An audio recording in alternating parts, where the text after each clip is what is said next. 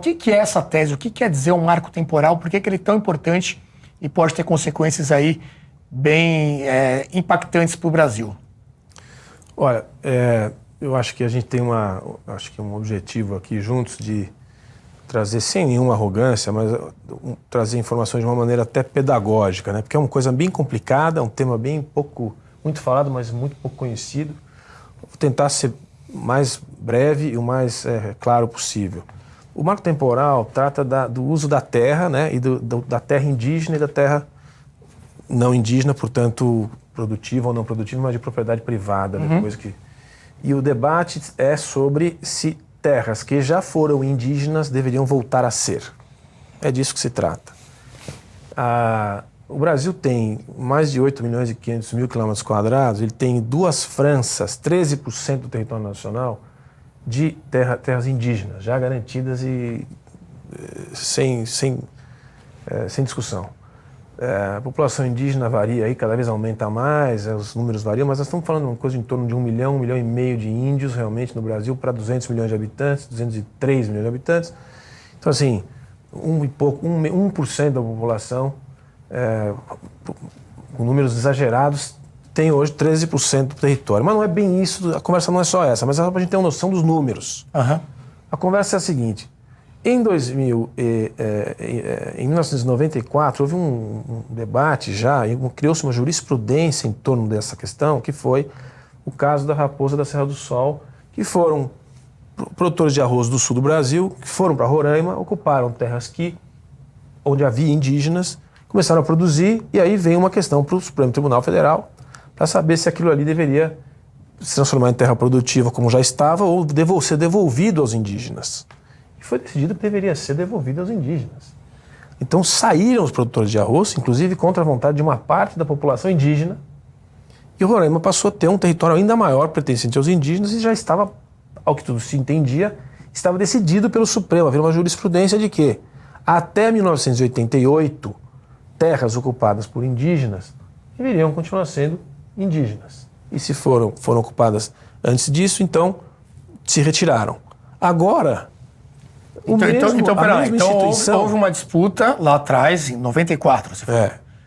E aí o STF decidiu que a terra deveria ficar com os índios, com o argumento de que se a ocupação era até 1988, tem que continuar com os índios. Isso. Eles chegaram... E naquele caso era anterior a 88. Naquele caso era anterior a 88. Exato. Então tá bom. Então agora a regra é essa. Se tiver até 88, é dos índios. É dos índios. Se tiver depois de 88, não vale mais isso.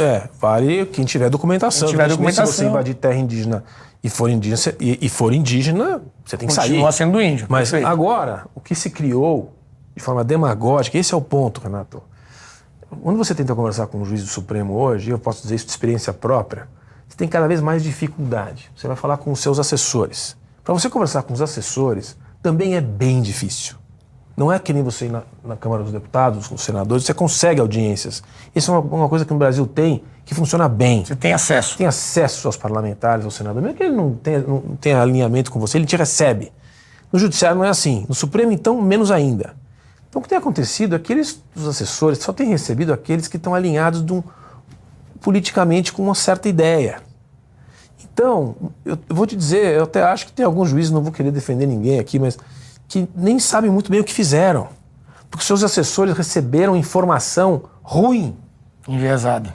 Então, se você receber todo mundo que trabalha na terra e produz alimentos e tem registro, e está lá há 100, 150 anos com registro, que pode ser questionado agora, porque ali algum dia viveu um índio ou uma tribo passou por lá, que é o que está se falando. No estrito senso, se você chegar hoje no pátio do colégio e nas margens do São Paulo ATI e falar, sou de uma família indígena dos Tibiriçá e aqui era a minha fazenda, a minha terra indígena, você pode reivindicar que ele tem que tirar o que tem ali, vai ter que ser tirado. Em tese, segundo o juiz Alexandre de Moraes, indenizado. Então, quando a gente olha uma coisa dessa, você pensa, bom, sabe o que vai acontecer no Brasil? Aquilo que a gente está acostumado a ver. Não vai aprovar. Se aprovar, não vai sancionar. Se sancionar, não vai entrar em vigor, não vai ser respeitado. Se for não vai indenizar, não vai para o orçamento. Se for para o orçamento, não vai pagar. E se pagar, o dinheiro não vai valer, porque vai te pagar de um jeito que não vale. Então, é uma coisa que tenta explicar isso para uma pessoa, um holandês, para um alemão, para um dinamarquês. Não dá para explicar. Então é um show-off. É um negócio que dá pena de ver, porque o que se criou agora é uma situação de absoluta instabilidade, tensão. Nós estamos lidando com uma coisa que é o direito de propriedade, é uma obviedade, tá certo? Um monte de gente que produz e faz as coisas direito tá com medo, e não é o grande proprietário do Mato Grosso. Sabe onde é o primeiro problema? É em Santa Catarina. O caso específico que está sendo julgado é o caso de Santa Catarina. Né? Pode ter repercussão geral. Que são pequenos produtores, se quiser até os tais agricultores familiares, que a turma do outro lado gosta tanto. São eles que vão ser tirados da terra se isso chegar no extremo que está chegando. E para resolver, a solução é uma solução também esdrúxula. A solução vai ser, vota-se agora no Senado às pressas, com pressão da frente parlamentar, de toda a sociedade que entendeu o problema, só que não resolve o problema. Só resolve com uma PEC. Porque existe um projeto de lei já existe? Que é diferente de uma PEC, né? A PEC é uma emenda à Constituição que aí sim tiraria o risco de o STF... Já existe um projeto de lei que está... O Congresso demorou, o Judiciário agiu. Mas mesmo que agora aprove-se o projeto de lei, você vai ter que colocar fazer um projeto de emenda de constitucional para fazer com que a Constituição volte a ser entendida como ela era antes. Porque senão o projeto de lei pode ser considerado inconstitucional pelo próprio STF. Então, se não for uma PEC, não resolve.